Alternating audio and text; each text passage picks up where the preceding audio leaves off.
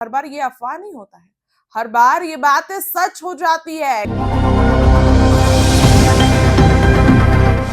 दोस्तों, नीतीश कुमार से इस बार गृह मंत्रालय ले लिया गया। नीतीश कुमार के पास 2 दशकों से गृह मंत्रालय था, लेकिन इस बार सम्राट चौधरी ने गृह मंत्रालय अपने पास ले लिया। खबरें आ रही हैं कि खरमासबाद खेल होगा। खबरें ये भी आ रही हैं कि नीतीश कुमार बीजेपी से मिले और अपनी बड़ी डिमांड रखी, लेकिन बीजेपी उस डिमांड को अगर फुलफिल नहीं करती है तो नीतीश कुमार पलट जाएंगे।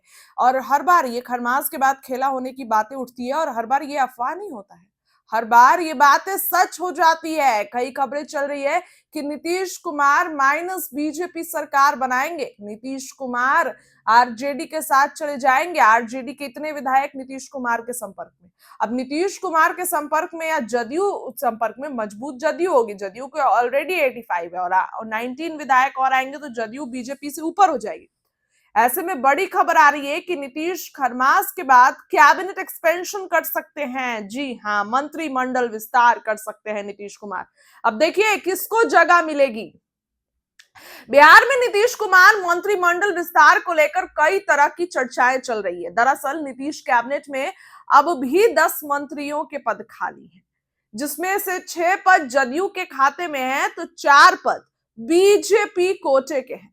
बिहार कैबिनेट के स्वरूप की बात करें तो मुख्यमंत्री के अलावा 35 मंत्री बनाए जा सकते हैं। 2025 बिहार विधानसभा चुनाव के परिणाम के बाद जब नई सरकार का गठन हुआ तो कुल 25 मंत्रियों ने शपथ ली। चुनाव परिणाम के बाद एनडीए के घटक दलों ने अपने जीते हुए उम्मीदवारों के गणित पर सीट सेटिंग का फॉर्मूला तय किया। फॉर्मूले के हिसाब से बीजेपी, जो कि सबसे बड़ी पार्टी थी, उसके खाते में 17 मंत्री पद गए तो जदयू के खाते में 15। इसके साथ लोजपा रामविलास से 2, हिंदुस्तानी आवाम मोर्चा और राष्ट्रीय लोक मोर्चा से एक मंत्री बनाया गया।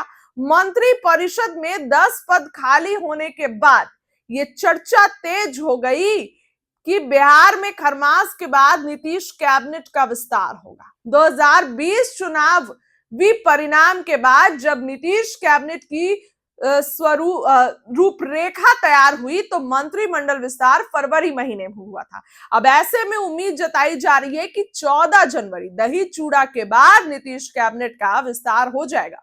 इस विस्तार में कई नए चेहरे मंत्री बन सकते हैं, क्योंकि जदयू हो या बीजेपी, कई मंत्रियों के पास 2 से ज्यादा विभाग है।